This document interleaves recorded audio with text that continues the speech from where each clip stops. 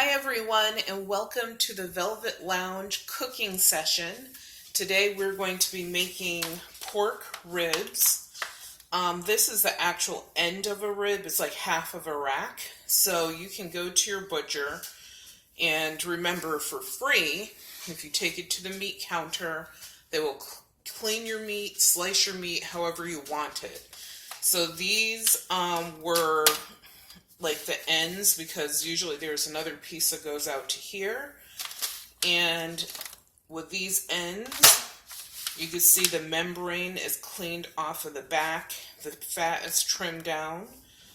And these I actually I consider it like a little bit of a cheat, where I will put these in the refrigerator, and what I'll do is sprinkle them with some organic vinegar to help break down the meat and make it tender. It's not super tender, but you can see like it's a little bit more tender than if you just took these out of the pack and used them. So it's a way to marinate it. And that's all I put in when I'm marinating is this, some organic vinegar, nothing else. And I'm going to do a semi-dry rub. So what I mean by that is I will add a little bit of some wet ingredients, not much, and one of them was already the vinegar. And what I'm going to do is pat these dry with a paper towel, just to get some of the remnants of the vinegar off.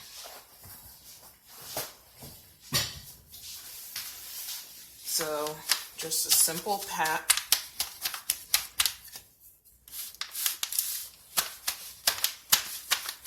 And the pan is pretty dry because I poured off any excess. And when I put the vinegar in there, I only used maybe 4 or 5 teaspoons.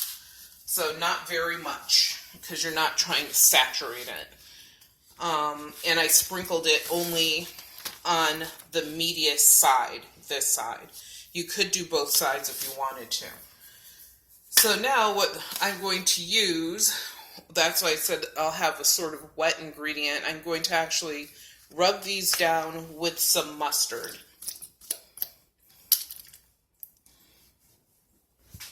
Just like a couple tablespoons each. And you literally are just rubbing it into the meat. Is the lighting good? Mm-hmm.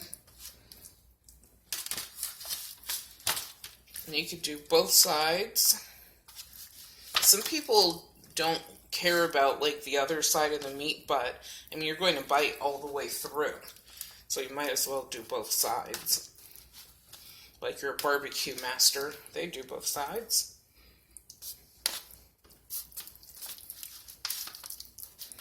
Get in there with your hands. And if you buy your ribs and you don't have the butcher like cut these for you, you can cut them into any size you want. Use a whole rack, use a full rack. You know, some people take the membrane off the back, some people don't. I mean, these are ribs, so of course we're protecting the lungs. There could be fatty material here. You could remove, some of that from the back if you want to. Some people do, some people don't. I'm just going to rinse my hands a little bit. Actually, you know what? I won't. I'll just use a paper towel. And I like to keep like one clean hand, because one is going to get really messy. And the first thing I'm using is some pink Himalayan sea salt. This has been pre-ground, but if you have, the sea salt that's not ground yet, you could pre-grind some. And I'm going to use about a tablespoon? Yeah. Approximately a tablespoon. Sprinkling it on both sides. Now I have 2 dirty hands.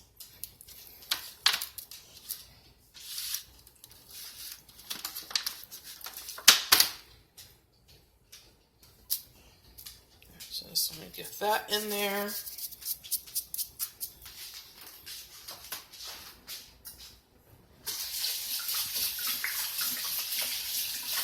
And I hope you guys are doing pretty well today. This is almost like a sexy, shaded, romantic lighting that we have going on. I don't know if it's really enough light, so I apologize for the darkness. How can we get this into more light? Is that better? It's just different.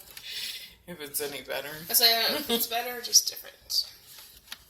There you go. That's where it is for now. And then the next thing I'm going to use on this, I have, as I told you guys, it's by Stone Mill. You can go to Aldi's and get these. There's like maybe 3 or 4 different mixes of various spices. It's salt-free. So at least you're not adding salt to your food, because we just did that. So you have to be careful with your like spice mixes. Some of them have salt in them, so you're layering salt on top of salt if you don't know what's inside. So always read your ingredients. This we just want, we don't want to add any more salt. The next thing I am going to use is some pure ground coriander. And coriander is really good for savory as well as sweet dishes.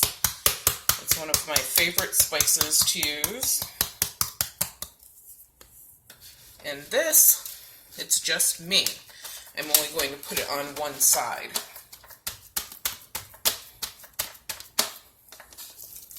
And yes, I kind of press my spices in there to make sure they get a good hold on.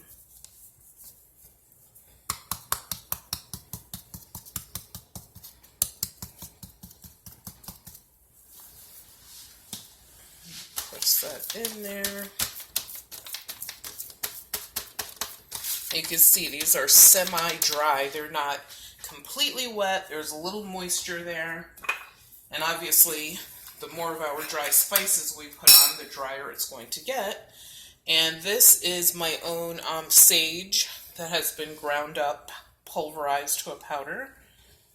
I'm going to cover it with some of that.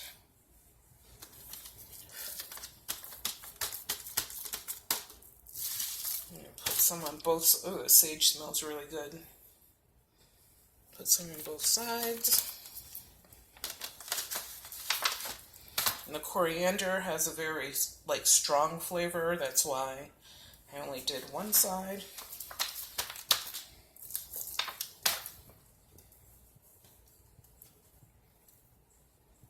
And our grill is outside heating up. And it'll heat up to 400 to 500 degrees. And I will turn that down, after getting the meat on there, because we could have a towering inferno going. I have burnt up, every 2 years or so, I burn our grills to a crisp. I have no idea why. I have to admit my husband is way better at barbecuing than I am, because I don't have the patience to stand there and watch the meat and carry on. So I tend to burn the grill up. So we had a fire in this grill I want to say 2-3 weeks ago. Yeah, it was pretty huge. No, the deck did not burn down. The forest that we have in the back is totally intact. The grill has a couple battle scars. Right, Daisy? Mm-hmm. Yes, Daisy's here. She's my photog person for the day. And as I told you guys before, soon she'll be off to law school.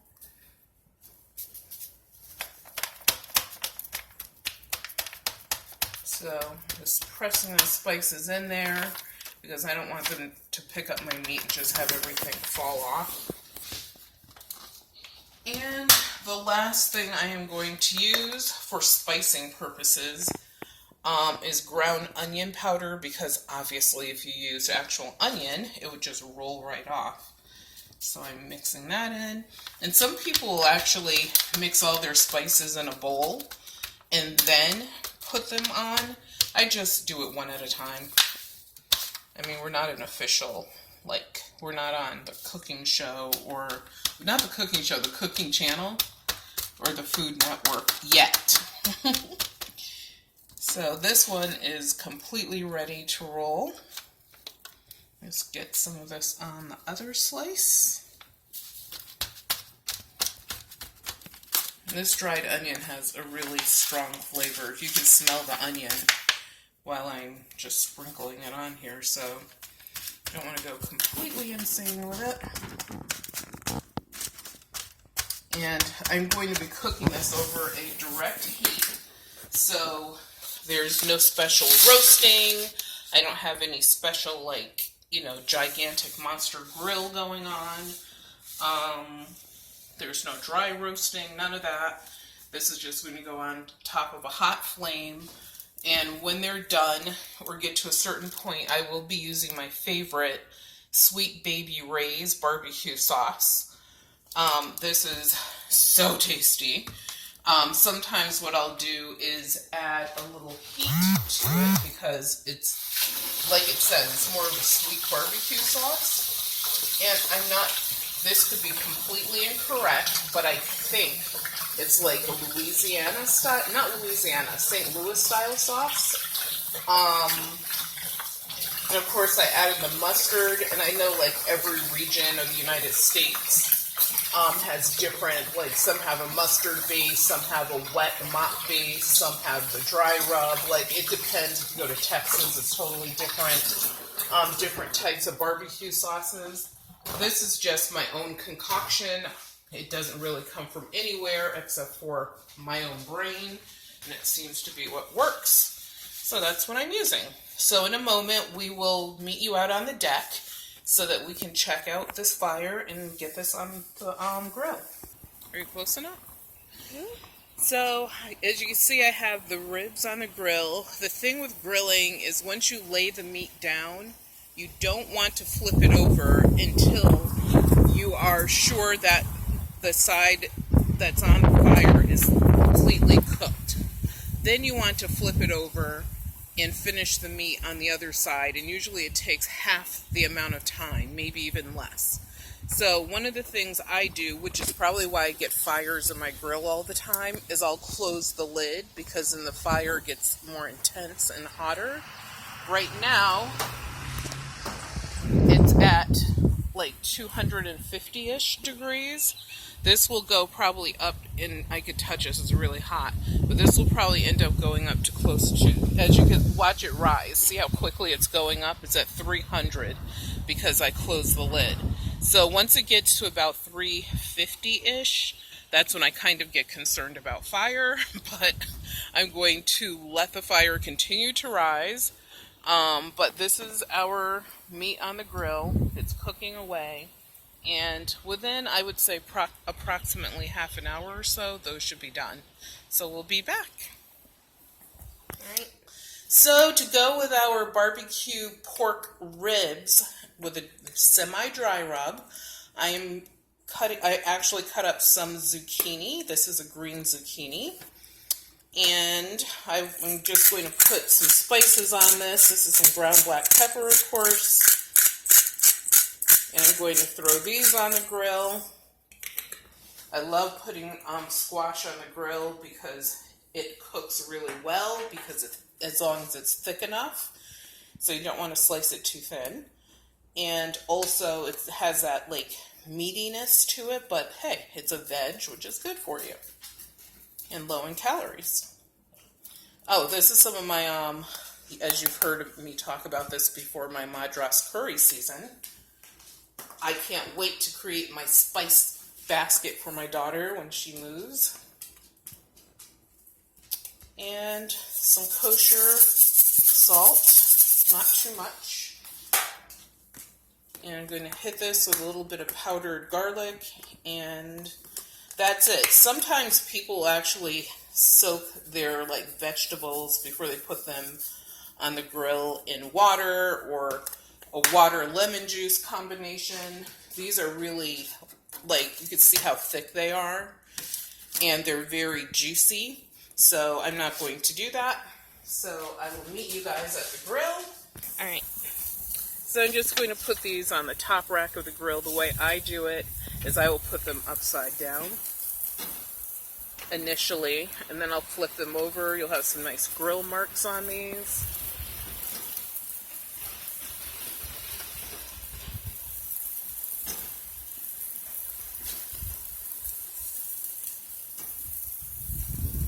And just like when you're cooking meat, you don't want to continuously flip your items. You just want to lay them down, let them cook on one side. When they're done, flip it over and cook the other side. We have a nice windy day out here today. And see, if you want to check your meat, you can lift it lightly, but like I said, you really shouldn't be flipping it at this point. And you can see those are cooking pretty well. And these actually, because the other reason these are cooking so well, and you see where our temperature is, which is good, is, and I'll open this back up again, the reason these are cooking so well is because the fat content is very low. When your fat is high, that's when you start having huge fires. So if you have the fat trimmed off the back of your ribs and the membrane, then, because first I have to take the membrane off, then the fat is underneath, that reduces any flare-ups. And if you do get a flare-up, you just use a squirt bottle and squirt wherever it's flaming up, and it will go out. But if it's a grease-based fire or oil-based fire, you have to use something powdered. Never ever use anything flammable or water on any grease or oil fires. And by the way, if you guys could please do me a favor and subscribe to our channel, as well as leave me a comment or some of your tips for grilling. I don't claim to be the master of it. I would really appreciate it. And also a thumbs up would be helpful. We'll be back in a moment. Alright, so I flipped the ribs over, so that side is done. The other side will cook for less time. Usually it's half the amount of time. And our veg is basically, I'm just getting some grill marks on the other side, but this is basically finished. So I'm only going to give this maybe another 2-3 minutes to get grill marks on, and I will remove the squash. So please remember again to subscribe and share our videos. And how are you guys doing today? I hope that the weather is as nice where you are. It was hot here earlier, but now it's cooled down. It's probably like in the 70s, and the wind is blowing. Daisy will show you some of the yard and our woods. But you can go to like the storage house. And you can walk up and go down the hill. Oops, on this side. Ribbit. So we'll be back in a moment to remove our barbecue. Welcome back. I've already slathered one side of the ribs with my Sweet Baby Ray's. And I did add a shot of Tabasco to this. I like the habanero. So yeah, we like hot, but I only put like 2 little shots of it. I didn't overdo it. And I'm just using a brush. And we don't like tons of barbecue sauce. You put on as much as you want, as much or as little, it's up to you. But you do have to watch this because the sugars will caramelize and your meat will begin to burn. So, I'm just putting on, I would say this is a medium layer of barbecue sauce. You just want to get all the edges of that yummy, tasty goodness. And that's really it. So the next time we come back, the ribs should be done, and I should have a plate ready that I can show you guys.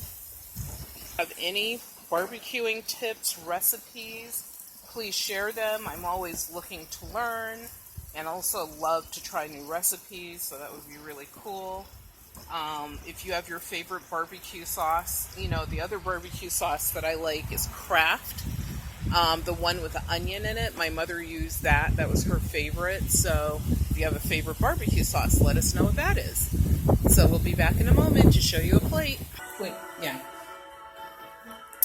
So here is our plate. Our barbecue ribs are done.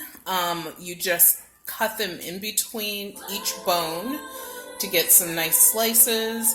I added some coleslaw that I made the other day, and yes, I do like raw jalapeno slices with my food.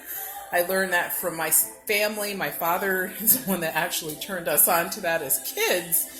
But thank you so much for tuning in to the Velvet Lounge. I'm going to enjoy some mango juice here with my meal, and I'm ready to grub. Thank you so much for tuning in. And once again, remember to subscribe, comment with suggestions, and share this video, please. Thumbs up!